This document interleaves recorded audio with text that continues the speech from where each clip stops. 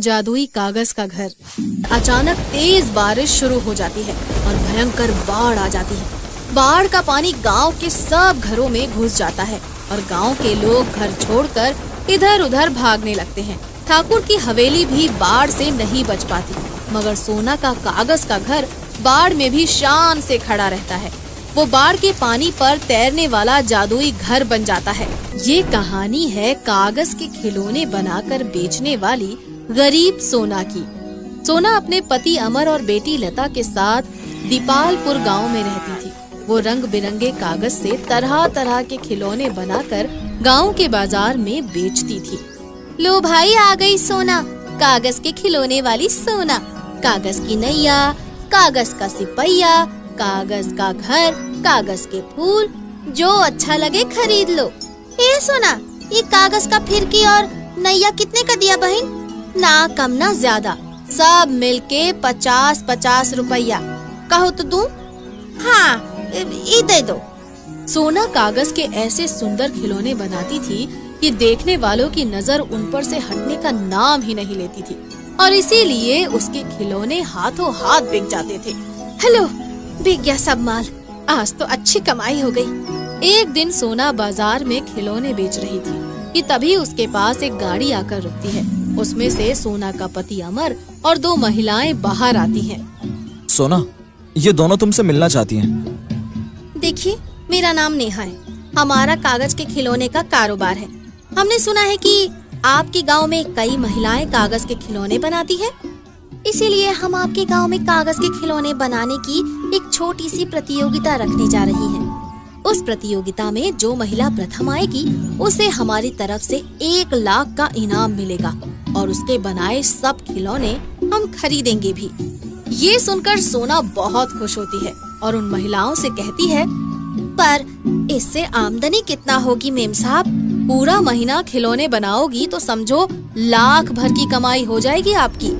सोना के बगल में ही छन्नो नाम की एक अन्य महिला भी कागज के खिलौने बनाकर बेचती थी। लाख रुपए की बात कान में घुसते ही छन्नो का चेहरा खिल उठता है। लाख रुपया की कमाई तो अब छन्नो का ही होएगा। आखिर हमरा बलम किस दिन काम आवेगा रे? छन्नो का पति रघु गांव के दबंग जमींदार ठाकुर कुंदन सिंह का खास लठैत था और गांव में वही होता था जो ठाकुर चाहता था। इसीलिए छन्नो रघु को सारी बात बताते हुए कहती है, देख लो बलम जी, जो हर महीने लाखों की कमाई चाहिए तो हमारा साथ तो देना ही पड़ेगा। हाँ, पर मैं क्या साथ दे सकता हूँ? अरे हमरे नादान बलम जी, का इतना भी नहीं समझते? वो सोना से बढ़िया खिलौना तो पूरे गांव का कोई भी महिला नहीं बना सकत है। फिर वो ई प्रतियोगिता में भाग लेगी तो हमरा नंबर कहाँ से आएगा जी? तो ये बात है, फिर ठाकुर किस मर्ज की दवा है? समझो सोना तो गई काम से। रघु ठाकुर कुंदन सिंह को इस बारे में बताता है और उनकी खुशामद करते हुए कहता है, देख लो मालिक, ये तो तभी हो सकता है जब वो सोना प्रतियोगिता में हिस्सा ना ले। 2.5 किलो का एक मारूं? सुन बे रघु, तू मेरा खास आदमी है, समझ ले तेरा काम बन गया। वो सोना तो क्या, उसका बाप भी इस कंटेस्ट में हिस्सा नहीं ले पाएगा। चल मेरे साथ। ये कहकर ठाकुर कुंदन सिंह रघु और अपने कुछ और आदमियों के साथ गाड़ी में सवार होकर सोना के घर जा पहुंचता है। अरे ठाकुर साहब, आप कोई काम था तो मुझे बुलवा लेते मालिक। 2.5 किलो का एक मारूं? अबे तेरी जोरू कहाँ है बे? बुलाओ से। पर वो तो घर पर नहीं है मालिक। 2.5 किलो का एक मारूं तो सुन बे, उसको समझा देना अगर उसने कागज के खिलौने बनाने वाले कंटेस्ट में भाग लिया तो भाग्य फोड़ दूंगा तुम्हारे, घर जला दूंगा और गांव से निकाल दूंगा। अगर आप यही चाहते हैं तो यही होगा मालिक, यही होगा। सोना हिम्मत और हौसला रखने वाली औरत थी, इसीलिए जब अमर उसे इस बारे में बताता है तो वो ठाकुर से डरने के बजाय उसका विरोध करने पर उतर आती है। हम क्या ठाकुर का दिया खाते हैं जो उसकी धमकी से डरे? मैं उस कंपटीशन में जरूर भाग लूंगी। हाँ, मान जाओ सोना, ठाकुर का कहर हमसे बर्दाश्त ना होगा। आप चिंता नहीं कीजिए जी, कुछ नहीं कर सकेगा वो ठाकुर हमारा। अमर सोना को बार बार मना करता है, मगर वो फिर भी कॉन्टेस्ट में हिस्सा ले ही लेती है। और प्रथम स्थान पर आती है। हमें आपके बनाए पेपर टॉय बहुत पसंद आए सोना जी, इसीलिए अब आप हमारे लिए खिलौने बनाएंगी और ये रहा 1 लाख का इनाम। बधाई हो। ठाकुर को जब इस बात का पता चलता है तो उसका खून खौल उठता है। वो सोना से दुश्मनी करने लगता है। 2.5 किलो का एक मारो, हमारे मना करने पर भी ना मानी। इतना बुरा हश्र करूंगा कि रूह कांप जाएगी। चलो बे, गाड़ी निकालो। इससे पहले कि ठाकुर की गाड़ी अमर के घर पर पहुंच पाती, हरिया भागता हुआ आता है।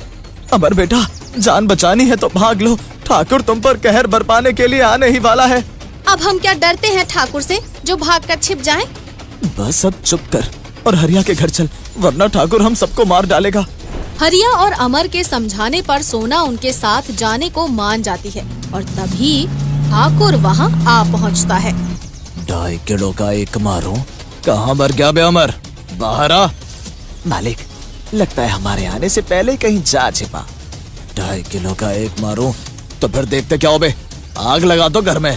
ठाकुर के ये कहते ही उसके आदमी अमर के घर में आग लगा देते हैं और अमर के वापस लौटने से पहले ही घर जलकर राख हो जाता है। जालिमों ने घर को जलाकर राख कर दिया।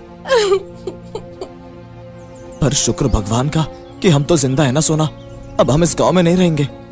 अमर की बात सुनकर सोना में न जाने कहां से इतनी हिम्मत और आत्मविश्वास आता है कि वो शेरनी की तरह दहाड़ते हुए कहती है, कहीं नहीं जाएंगे हम, यहीं इसी गांव में बसकर दिखाएंगे। उस जालिम ठाकुर के सामने रहेंगे हम। हाँ।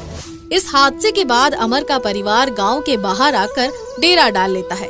एक दिन सोना गांव से खाना लेकर आती है तो रास्ते में उसे एक भूख का सताया कोढ़ी मिल जाता है।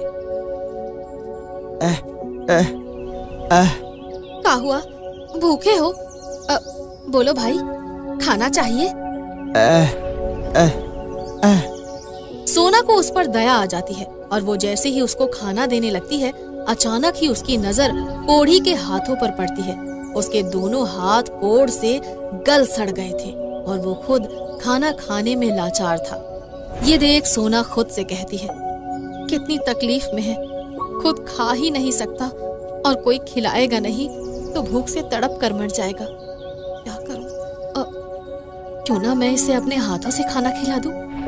हाँ। यही सोचकर सोना उस कोढ़ी को खाना खिलाने लगती है और फिर जैसे ही वो उसे खाना खिलाती है, कोढ़ी तुरंत एक अलौकिक युवक में बदल जाता है और सोना से कहता है, मैं एक इच्छाधारी नाग हूँ सोना।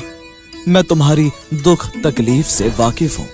मैं तो बस तुम्हारी दयालुता और इंसानियत की परीक्षा लेना चाहता था और मैंने ये समझा कि जो इंसान किसी कौड़ी से घृणा या नफरत किए बिना उसे अपने हाथों से खाना खिलाने को तैयार हो जाए, भला उसके हाथ ईश्वर के हाथों से कम कैसे हो सकते हैं। ये सुनकर सोना के मन को खुशी मिलती है और वो फिर से चलने लगती है, मगर तभी वो युवक कहता है, सुनो, तुम कागज के खिलौने बनाती हो ना, आज से तुम्हारे हाथों में वो जादू होगा कि तुम अपने मन में जो भी सोचकर किसी कागज को छुओगी, वो कागज वैसा ही बन जाएगा। ये कहकर वो अलौकिक युवक अदृश्य हो जाता है और सोना खुशी से फूली नहीं समाती। वो इधर उधर से ढेर सारे कागज इकट्ठे करने में लग जाती है। सोना, तुम इतने सारे कागज क्यों इकट्ठा कर रही हो? हम इनसे अपना घर बनाएंगे जी, कागज का आलीशान घर। ये सुनकर अमर हैरानी में पड़ जाता है और सोना से कहता है, अरे ये क्या पागलपन सवार हो गया तुम पर? भला कागज का घर तो पानी में गल सकता है, आग में जल सकता है और आंधी तूफान में उसके परखच्चे उड़ सकते हैं। आप देखती जाओ जी, ऐसा कुछ भी नहीं होगा। ये कहकर सोना दिन रात कागज का घर बनाने में लगी रहती है और एक आलीशान घर बना ही लेती है। फिर घर में लगे कागज को छूकर मन ही मन कहती है, ये कागज लोहे से भी मजबूत हो जाए बस। सोना के ये कहते ही घर में लगा कागज लोहे से भी मजबूत हो जाता है। सोना अमर से कहती है, अब आप इस घर में लगे कागज का एक छोटा सा टुकड़ा ही उखाड़ या फाड़ कर दिखा दो तो आपको मान जाऊंगी मैं। हाँ। सोना के ये कहने पर अमर बहुत कोशिश करता है, मगर कागज का जरा सा टुकड़ा भी उखाड़ या फाड़ नहीं पाता। कमाल है, ये कागज तो लोहे से भी मजबूत है, पर ये जादू हुआ कैसे?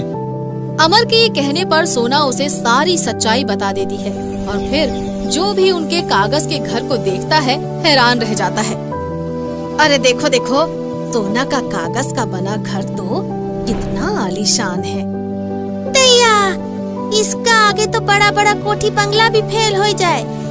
कुछ दिन बाद अचानक तेज बारिश शुरू हो जाती है और भयंकर बाढ़ आ जाती है। बाढ़ का पानी गांव के सब घरों में घुस जाता है और गांव के लोग घर छोड़कर इधर उधर भागने लगते हैं। ठाकुर की हवेली भी बाढ़ से नहीं बच पाती, मगर सोना का कागज का घर बाढ़ में भी शान से खड़ा रहता है। वो बाढ़ के पानी पर तैरने वाला जादुई घर बन जाता है। अबे जल्दी से कुछ करो, वरना हम सब बाढ़ में डूब कर मर जाएंगे। मालिक, पूरे गांव में एक सोना का कागज का घर ही है जो आपको बाढ़ से बचा सकता है। रात जल्दी से वहाँ चलो।